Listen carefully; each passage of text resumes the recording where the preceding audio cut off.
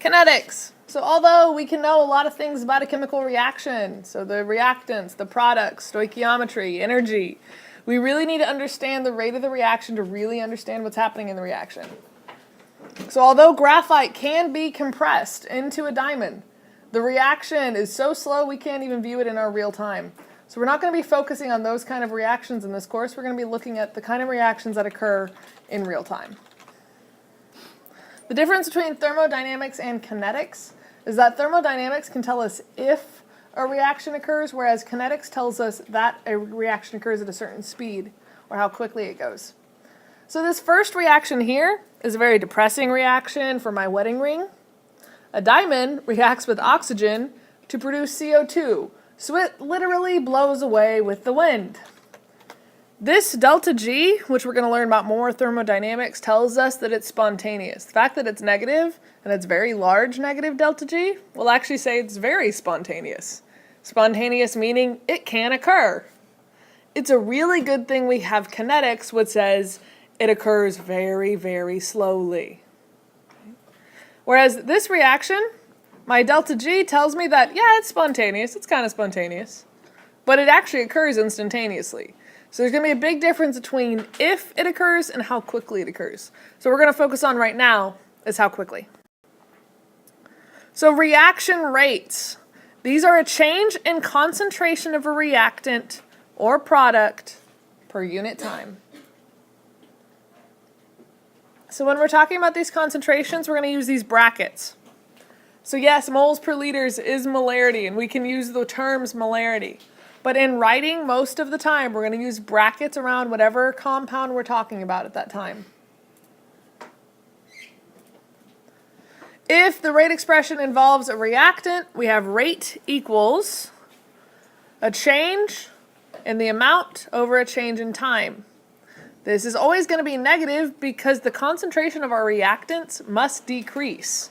If a reaction is occurring, we have to be using up reactants. That's what a chemical reaction is reactants becoming something new. So therefore, the concentration of that reactant is now gone. So when we do this, we're getting an average rate over an entire reaction. To get an instantaneous rate, if we look at a graph, we can look at tangent lines. So what is the rate at this point versus this point? Okay, we have a change in rate over time for many types of reactions. Now in your lab yesterday, we looked at different types of graphs for different kinds of reactions. The fact that this is concentration versus time means this could be used as a test for a zero order reaction. If this had been a straight line, meaning a tangent line would have been the same throughout, the rate would have been the same throughout, and that would have been called a zero order. We're going to be using this terminology a lot.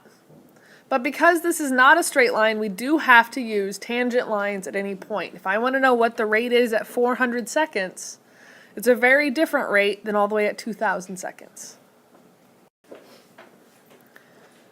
So because of all these complications, we're going to be looking specifically at initial rates. The rate of a reaction is not going to be constant, it changes with time. But if we work with initial rates, we don't have to worry about the reverse reaction. So when I introduced you to equilibrium, we talked about the fact that many reactions do go forwards and backwards. But when we're going to be doing kinetics, we're going to be focusing on the forward reaction rate. So examining the rates of reactions. So I have this reaction here. My reactance is obviously the downward slope. This is what is going away in concentration. This is what is increasing in concentration. Now what you notice is that we have different colors occurring here, or different changes in slope. Without even looking at the reaction, you could figure out the mole ratio here. So let's look at why. Well, as my NO2 decreases, my NO increases at the exact same rate, or the exact same ratio. For every one of these that goes away, we gain one of these. So we have a 1-to-1 ratio. However, it takes two of these going away before we even gain one of these. Notice how the slope here, I have a half of a slope of an increase of O2. So the ratio here is 2 to 1. If I look at the chemical equation, that makes sense. For every 2 NO2s, I produce 2 NOs. Hence why their slopes are the exact same. But for every 2 NO2s, I only produce 1 NO, or 1 O2, which is why it has half of an increase of a rate as the decrease of the reactants. So rate laws. Okay, we're going to look at different ways to bring our rates into calculations with these equations. So rate laws can express how quickly a reactant is consumed or the rate at which a product is produced. Specifically here, we're going to be looking at the consumption of reactants. Okay? Now, knowing the rate at which a product is produced is important as well. And we're going to be able to look at that later on. But for now, we really want to look at how much or how fast are we consuming up those reactants. We're going to have two different ways to look at rate laws. We have differential rate laws and integrated rate laws.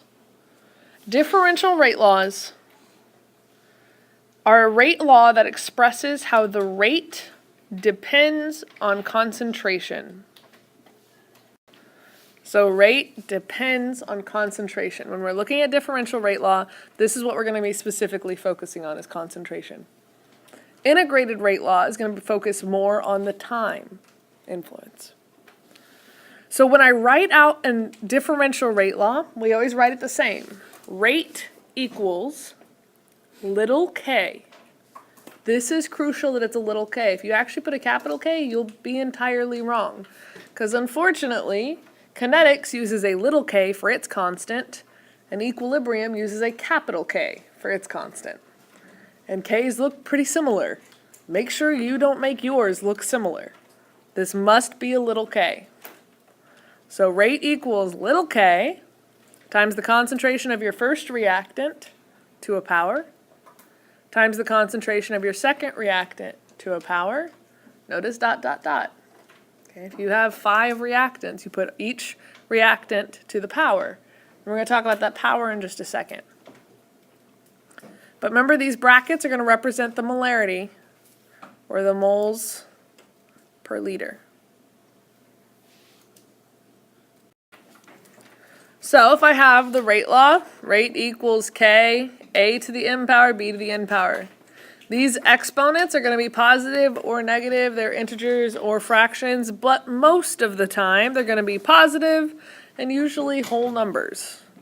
0, 1, 2, 3, meaning 0 order, first order, second order, third order.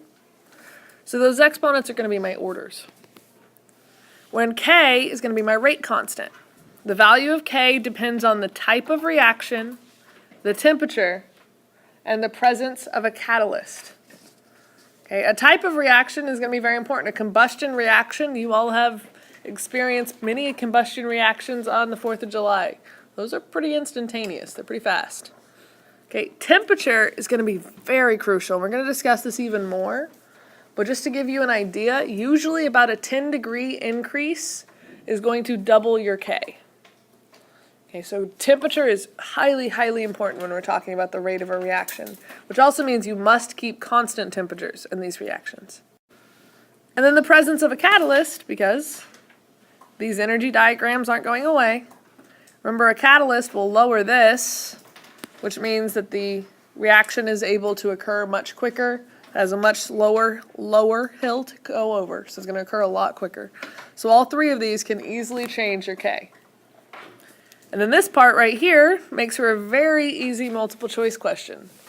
Which of these reactions occurs the fastest based off their K only? Well, whichever one has a larger K occurs fastest. So the order of the reaction comes from the exponents. The sum of the exponents is the order of the reaction. So we have order of each reactant, and then we have an overall order of the reaction. So if I look at this rate law, this would say it's first order in terms of A, because it only has a 1 exponent on the A. Second order in terms of B, and third order overall. 1 plus 2 is 3. Okay, just add up the ones, add up the exponents, it gives you your overall order. Now the units of K can be calculated, and the units of K generally are their own point in every free response question. But if you calculate them on your own, they're pretty complicated, and they take a lot of time on their own. Notice, if I was trying to calculate the units of K, if I was given the concentration of A, the concentration of B, and the rate, this would be moles per liter per second, divided by moles per liter, divided by moles squared over liters squared.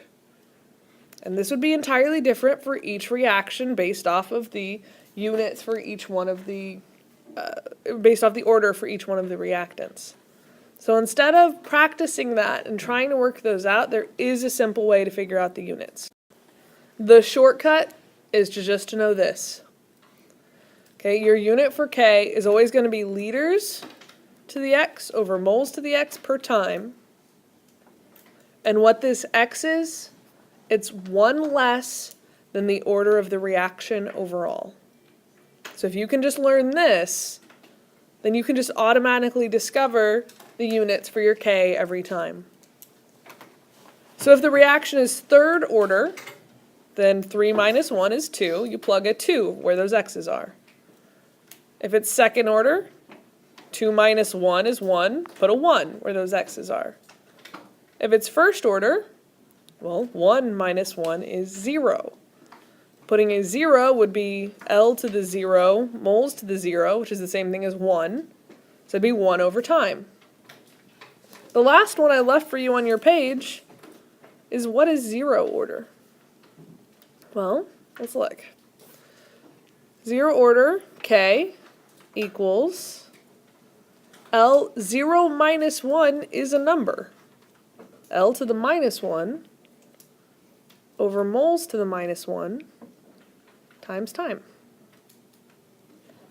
If you put this, this would be entirely correct. You, however, will not see it like this very often, because having something to the negative 1 exponent would be the same thing as having it equal to moles over liter per time. Which makes sense. When we looked at 0 order reactions on our graph, we found that it was the concentration per time, moles per liter per time. So for differential rate laws, we said it was changing the concentration. And what was the effect on rate? What was the effect of concentration on rate? So in order to determine this, we're going to do experiments in which we hold some concentrations constant and change others, and look at the effect on rate. If doubling the concentration of a reactant doubles the rate, then it's first order, because there is a direct relationship. Okay, so right here, we have a direct relationship.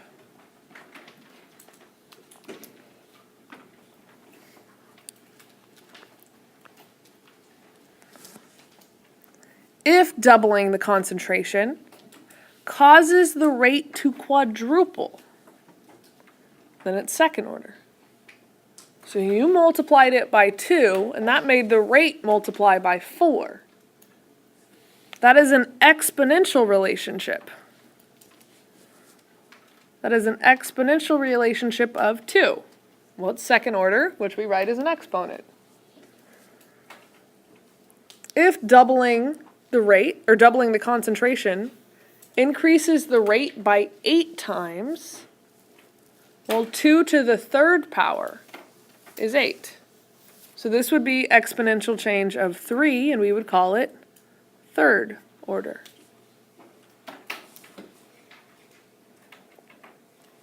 And if doubling the concentration doesn't change the rate at all, okay, you double the concentration and the rate stays constant, that'd be the same thing as putting something to the exponent of 0. The rate stays constant. Okay, anything to the power of 0 is 1, so it's a 0 order. Let's go apply this to some data, and it comes really quickly. So if we look at this data here, the first concept is, of course, the fact that we must keep one of these concentrations constant in order to test the effect of the other one. So if I want to test what changing the concentration of A does, I must keep B constant. So I want you to write on your page exactly how I write to make sure you follow along. So if I want to test A, I must keep B constant. I must find an experiment in which I keep B constant. Here and here, I didn't change B at all. So therefore, any change that occurs in rate was caused by a change in A. So from here to here, I doubled the concentration of A. That's the only thing that changed, so this must be the cause of a change in rate. My rate changed by 4, a multiple of 4. And now where you find your order is from the exponent. Remember, order is an exponent. So 2 to the what power would create a 4 change? 2 to the second power. So A is second order in terms of A. The reaction is second order in terms of A. Now if I want to see what the reaction is in terms of B, I need to change B, but keep A constant.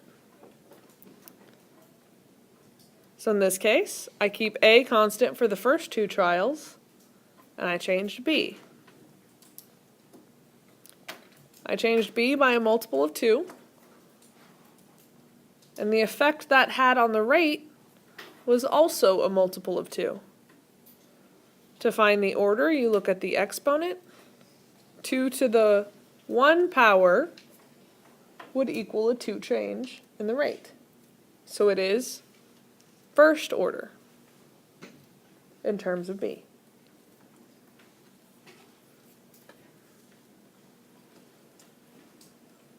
Now write the rate law.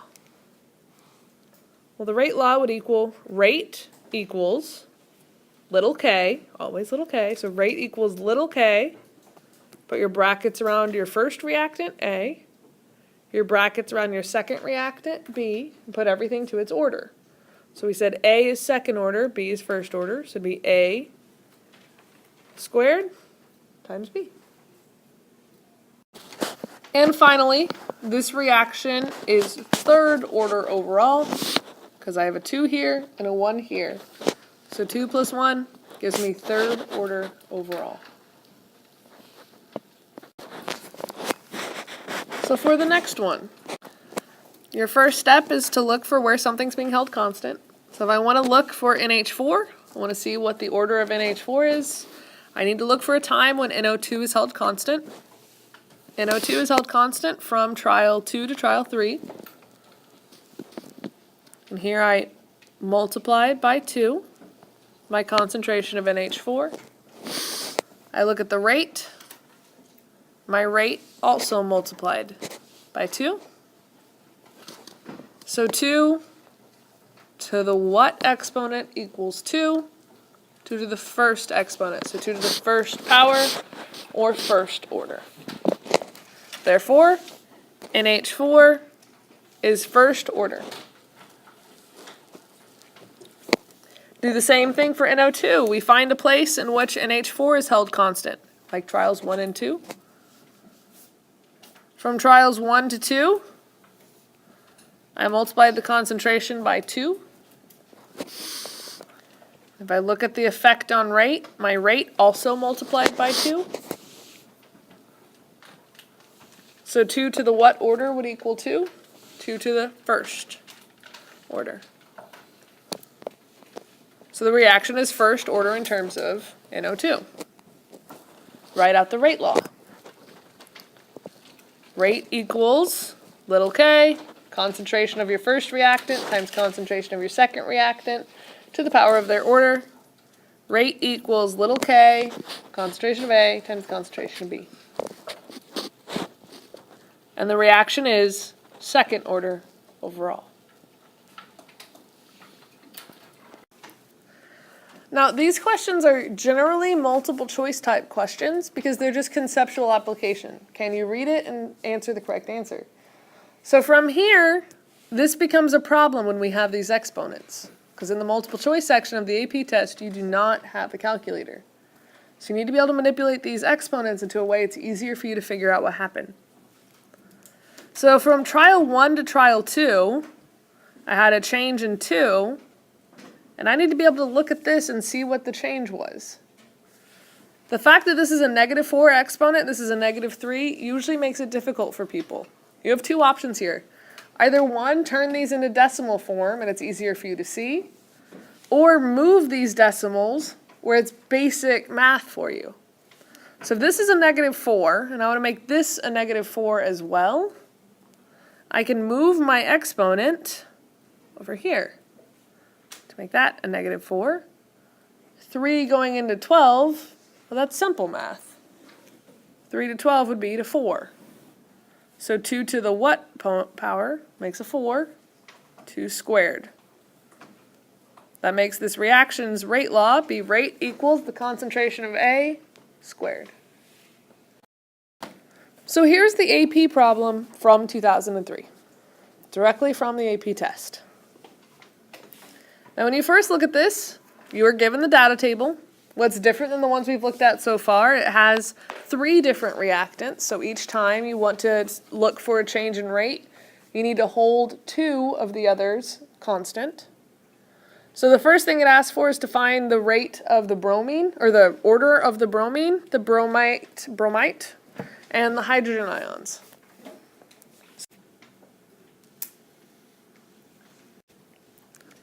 So for bromine, we need to find a time in which the other 2 are held constant, which was easy from experiment 1 to 2. We held the bromite and the hydrogen ions constant. So we just look at the change. That was a change by 2. This was also a change by 2, which means it is first order in terms of bromine, or bromide, the ion. Now your reasoning here would be it is first order because doubling the concentration of the bromide ions doubles the rate if the other reactants are held constant. Notice how it said to show your reasoning. So it is first order because doubling the concentration of the bromide doubles the rate if the other reactants are held constant.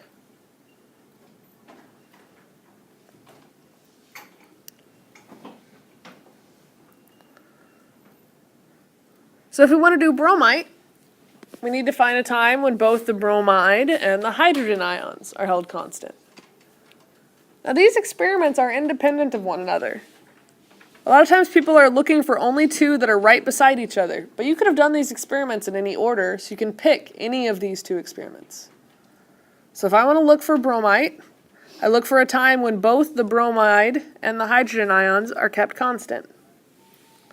So in trials 1 and 3, both of them are held constant.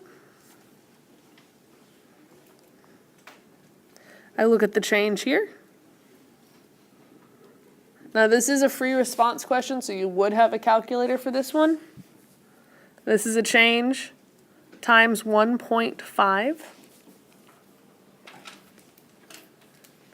Going from trials 1 to trials 3, the rate increased by 1.5, which if you look at the exponent here, the exponent would be 1. Therefore, the bromite is also first order. Your justification would be it is first order because 1.5 times the concentration of bromite makes a 1.5 times the rate if the other reactants are held constant. If the other reactants aren't held constant, then we're going to have a lot of changes in rate. That wouldn't work. So it's if the other reactants are held constant.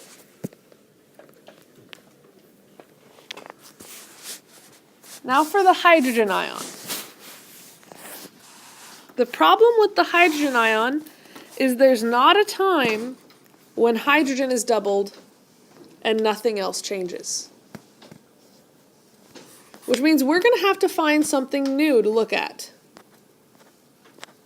And what we're going to do is, because we know that these two are first order, we're going to have to take this change into account first before we look for any new change. If we didn't know that what the other order of the other compounds were, you couldn't do this. So if I'm looking for a time in which hydrogen changes and maybe only one of the other ones change. So let's look here. Okay, from here to here, hydrogen doubles and bromide is kept constant. So if we look at bromite, it also changes, unfortunately. So let's take this into account first, because we already know bromide is first order. And because it's first order, we can take into account the effect caused by bromite first. So bromite was multiplied by 2 here, which means the rate should have been multiplied by 2 just from the bromite. Before anything else happened to it, the bromite would have multiplied the rate by 2, which would be 3.75 times 10 to the negative 4 times 2, which is 7.5 times 10 to the negative 4. If changing the hydrogen had no effect, then this would have been the rate, and the change in rate would have only been caused by this. But notice how the rate is still higher. It's 3 times 10 to the negative 3rd power. So what happens is the rest of this change, going from 7.5 times 10 to the negative 4th to 3 times 10 to the negative 3, the rest of this change is caused from this. So in this case, we doubled this, and you can use a calculator at this point in the test, and you would find that going from 7.5 times 10 to the negative 4th to 3 to the negative 3rd is a change of 4. So the rest of this change was caused just by the hydrogen, and that was exponentially 2 times the change. Which means that the hydrogen has a second order. It's a second order because doubling the hydrogen quadruples the rate of the other reactants if the other reactants are held constant. So this is the perfect right order, the perfect right answer for this question. However, if you don't have time or you can't see a way to answer this question, you would have had 2 options if you were taking the AP test. One of those options is not to skip it. Skipping in the free response section is a terrible idea because you can no longer complete the rest of that problem.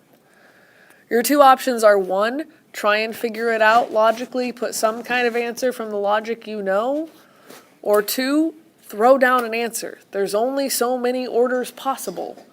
You probably won't get the correct answer. If I would have guessed first order because most reactions are first order reactants. So I would have put first order and I would have moved on with my life and gotten the rest of these points. And I would have missed 1 point on the entire problem, because as long as I used the rest of this problem saying that hydrogen is first order, I would have gotten everything correct. Now, if you solved it and you found that second order, you get all the points. But don't ever skip a problem. Always put something. Try and use logic to guess it. If you put 20th order, that would be pretty illogical. I've never even heard of that. You should never see that. So try and put a logical answer and move on if you don't have time or you really can't seem to find an answer. So the next step, write the rate law. Rate equals little k times concentration of the first reactant times concentration of the second reactant times concentration of the third reactant, each to the power of their order. So rate equals little k, concentration of bromine times the concentration of bromite times the concentration of the hydrogen ion. The hydrogen ion was second order, so you put it to the power of 2. If you had said it was first order, you would put a 1 there. And you would have still gotten it right because you understand how to apply the orders into your rate law. If you changed it, if you said it was first order on part C and then said it was second order here, then you would now miss this question as well. You need to show that you consistently understand the concepts. The reason why they give you the points if you put a 1 here is because you understand the concept that if it's first order, you put a 1 above it. And then lastly, determine the value of the specific rate constant for the reaction at 298K. Include correct units. This is 2 points here. 1 for solving for K, 2 for the units. So what you do here is you pick any experiment and you plug and chug. Any of these. And then you put this here, this here, this here. Oh, and let's put the rate over there. That's all you do, plug and chug. So solving for K is very easy. That's why you need to know the little hint for finding the units, because that's your second point here. So my units are going to be, well, I'm fourth order overall. So that would be liters cubed, right? 4 minus 1 is 3 over moles cubed times time. You got to figure out what time they're using. So look at what they used. Oh, there we go, seconds. This is actually the harder point on this problem, is to get the units. So if you pick any of these experiments, so I picked the first one, I plug those into the rate law that I already put. Once again, if I'd put a 1 here and I still calculated everything using a 1 for the exponent, I would still get all the points because I'm correctly applying the lab data into the given rate law. I plug everything in. I do all the math. I get 5,000. And then using my little trick for the units, I get my units as liters cubed over moles cubed times seconds. Otherwise, if you didn't use this little trick, you would have plugged in moles per liters per seconds here, moles per liters, moles squared over liters squared, divided all this under that, and tried to figure it out. It takes a long time, and there's a lot of really simple mistakes you can make trying to cancel out all those units. So I highly suggest spending the little bit of effort to try and get this whole thing in your head. Liters over moles per time, then whatever these two powers are is just 1 less than the overall order. So the integrated rate law. The difference between the differential rate law and the integrated rate law was yesterday when we talked about differential rate law, we said it's different concentrations. Differential rate law is different concentrations. We do the same lab over and over again with different concentrations and compare the rates from that. An integrated rate law is that the change in concentration is integrated into your lab. What we do is we look at a change in concentration over time. So we express how the concentration of the reactant depends on time. Now it's going to depend on what reaction we're doing for which rate law we're going to use. If the entire reaction occurs in 2 seconds, trying to do an integrated rate law is not going to work. We can't look at a change in concentration over 2 seconds without some really high-powered technological equipment.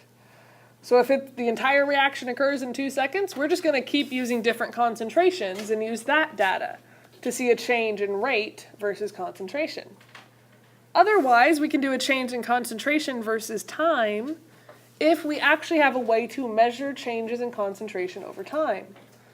So the ways we can do this would be pH. A change in pH would tell us how many hydrogen ions are there. That would tell us change in concentration. Another way to do a change in concentration is using a spectrophotometer. The wavelengths are going to bounce and give us certain different measurements based off of concentration. So next week in lab, you're actually going to do that. You're going to use a spectrophotometer to measure changes in concentration over time. So the rate law we're going to choose is going to be determined by the experiment. If we can conveniently measure how the rate changes as the concentration changes, we can readily determine using a differential rate law. On the other hand, if it's more convenient to measure the concentration as a function of time, we can determine using an integrated rate law. So there's going to be a lot of different factors for which we use. If the reactant is really expensive, we don't want to do the differential rate law. Keep making different concentrations over and over and over again and do the lab. We'd rather do the lab once, take our measurements once, and save our money. So the first order integrated rate law. Now this is the form that used to be taught. The form of the equation has actually changed on your AP test now. We're going to write this in here.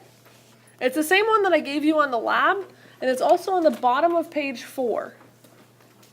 It's Ln, concentration of our substance at a certain time, minus Ln of our concentration of a certain compound at the beginning. So to the O is our initial, equals negative KT. This is the exact same equation, just manipulated differently. This is the way it is given to you on the AP test. Some people find it easier to calculate using this way. Some people find it easier to calculate using this way. Whichever way you find it easier, feel free. Now, because this one isn't given to you on the AP test, the way I learned it was not TKT. NaOAT, not E equals KT. Not DKT. Okay. Now, or this one doesn't have a way to memorize it, but you don't need to. It comes on the AP test. Whichever way, you'll find the same answers. So let's make sure we understand what each one of these mean on here. So, actually I'll put it just down here. Concentration at T is concentration at a specific time.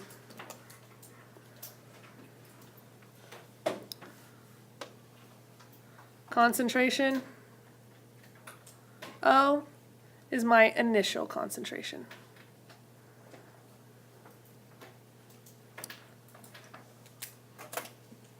K, you should already know, is a rate constant. Little k, it has to be little.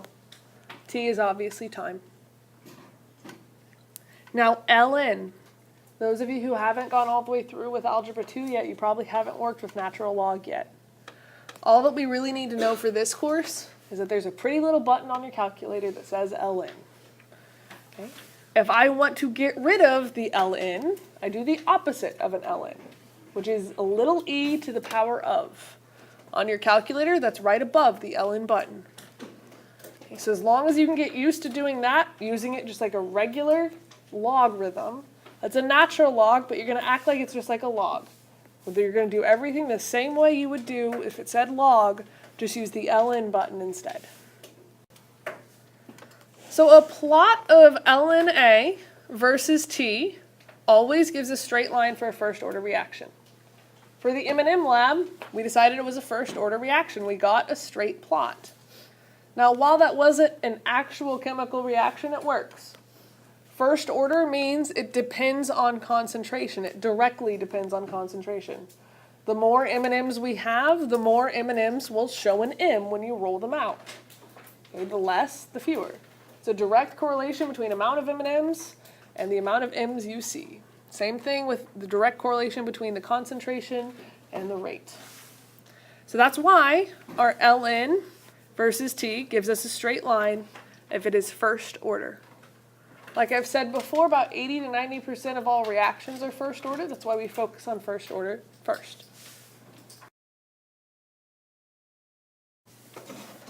At 400 degrees Celsius, the first order conversion of cyclopropane into propylene has a rate constant of.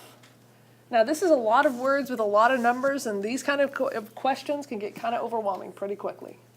You have to identify what each of these words and numbers are as you read through to kind of give you an idea of what the heck you're supposed to be doing. So first of all, it says it's first order. Let's keep that in mind.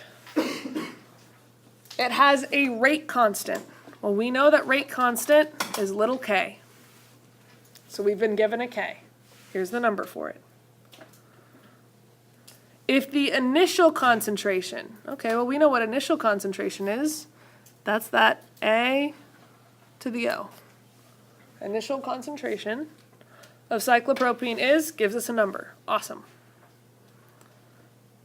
What is the concentration, what will the concentration be 24 hours after the reaction begins? So it's asking for a concentration at a specific time, which means our unknown this time, so our x is going to equal the concentration at a specific time. That's our AT. And we were given the T, 24 hours. We have a T, we have a little k, we have our AO, our starting AO. That means we're going to use our naughty-Katie or the first order integrated rate law as given on the AP test. You're going to plug each one of these in. Now, I want you to be careful with units real quick. If you notice, this is in hours, but my K is in seconds. So we need to convert our hours to seconds. So 24 hours converts to 86,400 seconds. Now I want you to try this using either one of the equations. Okay, it's very important that you practice this and see if you can get the correct answer, because a lot of people struggle with this natural log at first. They completely understand the concept, but they can't get the calculator to do what they know. So let's go through and practice this problem. Plug in what we know into either this equation or into the AP equation. So I'm going to show you both ways. Let's start with plugging it into naughty Katie and see how that one works. So I plug in each one of my units. So I have Ln of the whole thing. My initial concentration I got here, I plugged it in, equals my K, got from up there, and my T, I had to change it into seconds. The reason I had to change it into seconds is because now these two units cancel. So all I will have left is the unit of molarity, which my answer is supposed to be the 4 molarity. So that's right. Now, where I see a lot of people struggling here is what the heck to do with this Ln. So what we have right now is Ln times all of this. You know from your math class, I can't do anything to anything that's inside of these parentheses until I get rid of this Ln. To get rid of this Ln, I put everything on this side, e to the power of. In your calculator, just second of your Ln gives you e to the power of. So that's all you have to do to get rid of the Ln. That gives you a number. Then you have 1 times 10 to the negative second over AT equals your number. So that's just basic algebra. And you get 0.905 times 10 to the negative third. Notice my unit is already taken into account here because of the brackets. The brackets mean concentration. So this is saying the concentration of A is 0.905. Now if you use the other equation,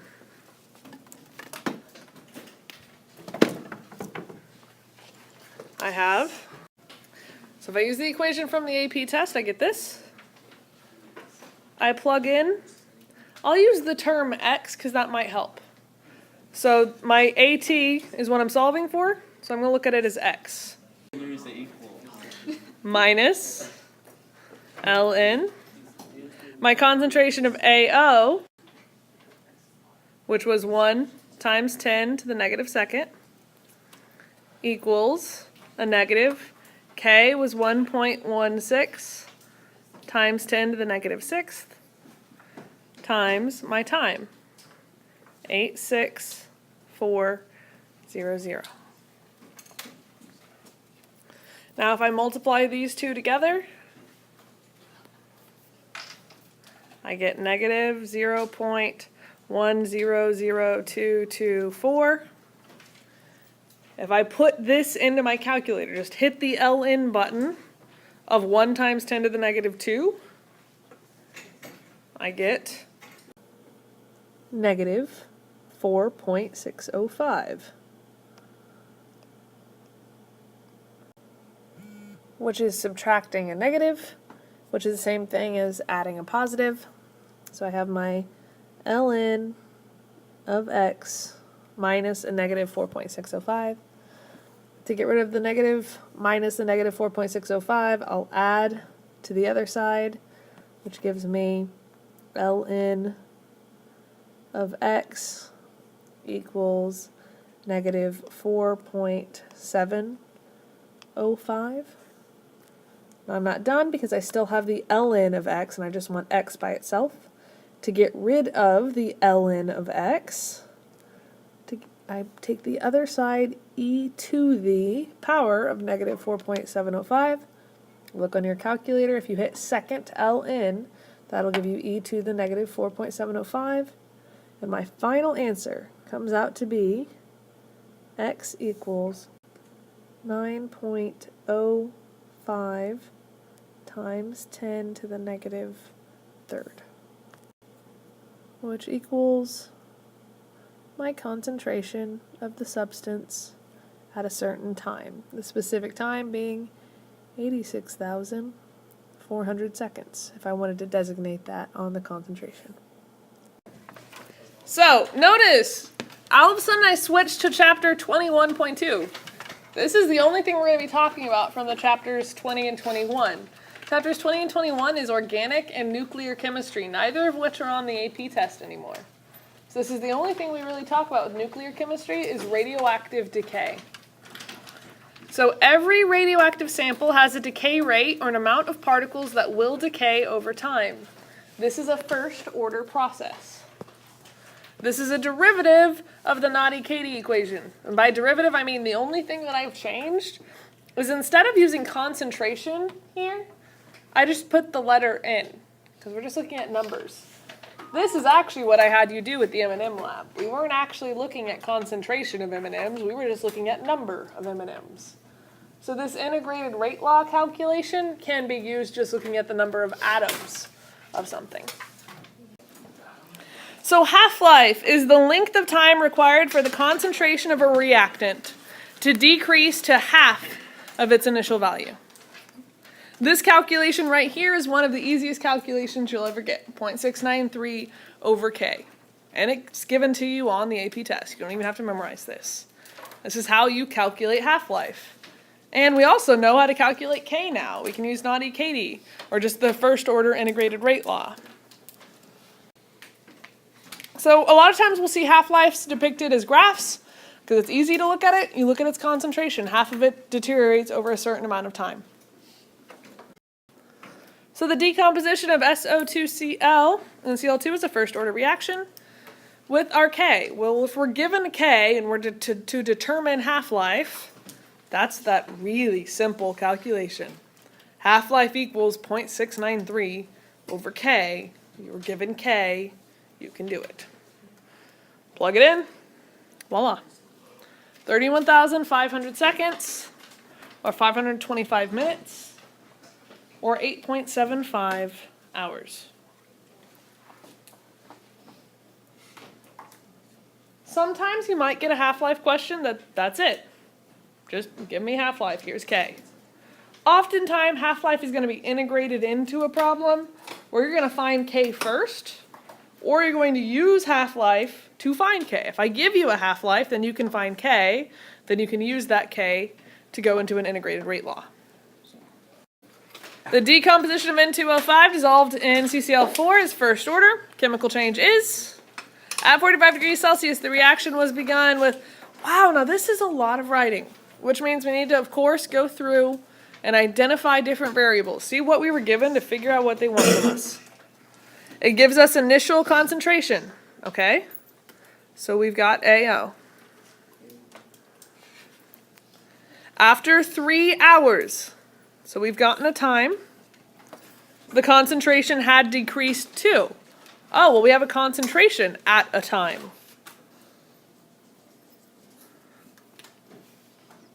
So we have AT. What is the half-life of N2O5 expressed in minutes? It didn't give us K. Our equation for half-life is T1/2 equals 0.693 over K. But it did tell us that it is a first order reaction, and it did give us AO, AT, and T. So we can use our first order integrated rate law, Naudi-Katie, and solve for K. Once you solve for K, then you can plug the K into T of 1/2 equals 0.693 over K.